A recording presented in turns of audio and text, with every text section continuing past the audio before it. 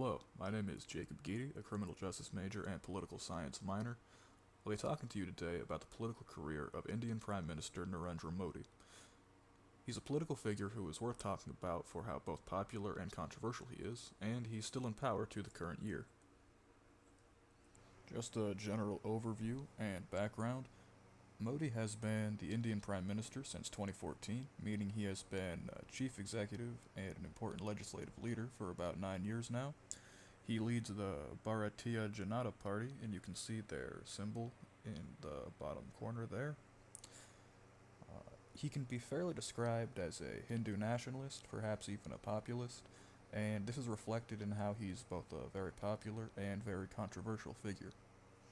Starting out, we'll cover his early life and some background, then his role in government as his career progressed, and finally, his achievements and the controversies surrounding him. It may not seem so important, but Modi's early life really leads into his political views and can even help explain his nationalist sentiment. He was born September 17th, 1950, into an other backwards class family. That would mean a family that is somehow underprivileged or disadvantaged, either economically or educationally or what have you. And from a young age, he was also involved with a right-wing paramilitary group, the RSS. What being a part of an other backward class means is that Modi grew up at least somewhat underprivileged. For instance, he has claimed that his first job was selling tea in a train station. As one can understand, a humble background is great for connecting with people, and this is made even more important by the fact that about 42% of India's population are part of some sort of other backward class. So that's just a very large group that Modi could appeal to for popular support. The RSS is an organization that Modi is a longtime member of. It was founded in 1921, officially to strengthen and improve Hindu society. Keeping in mind that in 1921 India was under colonial rule, a core belief of the RSS was that the British could colonize India due to a lack of Indian unity. In other words, there is strength in unity. Still, the RSS completely rejected Hindu-Muslim cooperation in any independence movement. RSS is very antagonistic toward the Muslim minority in India, with several cases to this day of RSS members carrying out terrorist attacks on mosques and even false flag attacks to further anti-Muslim sentiment.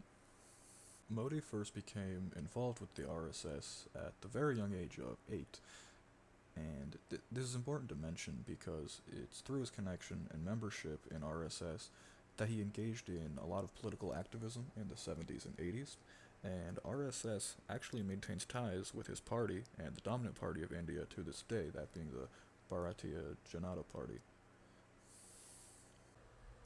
Modi's earliest political activity began in the 1970s and 80s, when he worked with the RSS spreading propaganda for their cause as a pracharak, and what that word means is someone who propagates a message, essentially. That's what his role was in the RSS. In the 80s, he disobeyed the government during India's state of emergency when the central government took full control over the country and was arresting their political opponents. He would do things like organize demonstrations and spread anti-government media. He would organize the travel of the government's political opponents. Eventually, Modi's involvement with RSS had him appointed to work with the BJP in the 1980s, and in 1998 he was made General Secretary of the party, so he organized party activity. The BJP itself was actually started as a moderate nationalist party, but it grew to be much more hardline in its nationalist ideals. In 2001, Modi was elected Chief Minister of Gujarat, his home state. He was chosen by the party over the previous Chief Minister for suspicion of corruption, and overall, the BJP wasn't quite confident in the previous Chief Minister's administration. One of the worst controversies of Modi's time as Chief Minister happened in 2002, when a train transporting Hindus on pilgrimage caught fire, tragically killing around 59 people.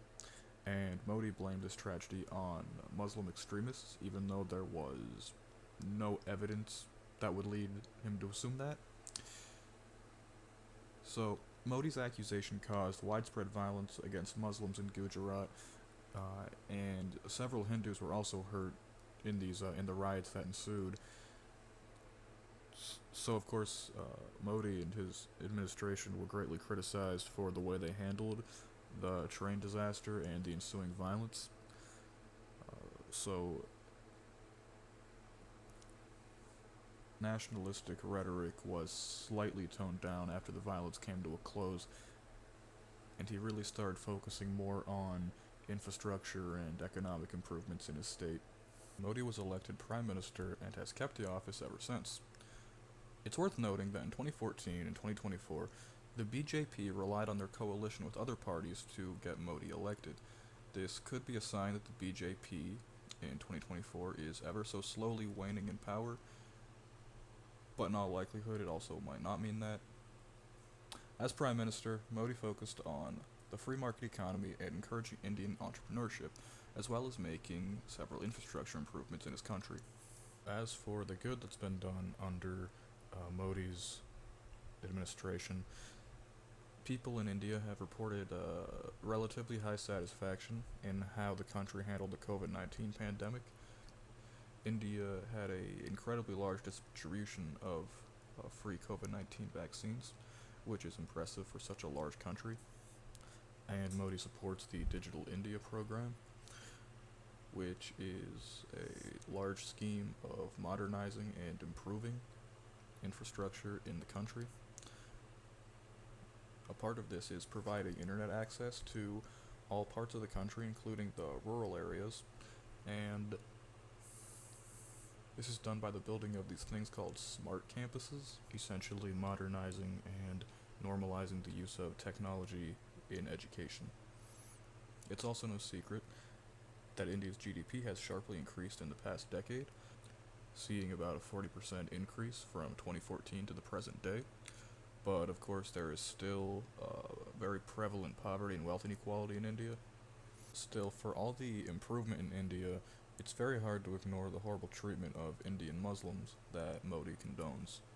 Since his election in 2024, there have been 28 reported attacks against religious minorities in India, and considering how it does seem like the BJP is slowly starting to decline in power, one might think that perhaps Modi would dial back his anti-Muslim sentiment.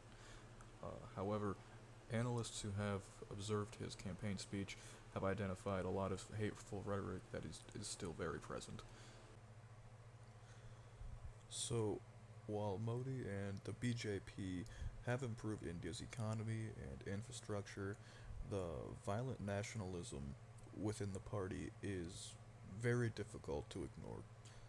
India's 2024 election did see the BJP slightly wane in power, to a slight degree at the very least. But whatever the case, the BJP and Prime Minister Modi can be more easily understood by observing an overview of his political career.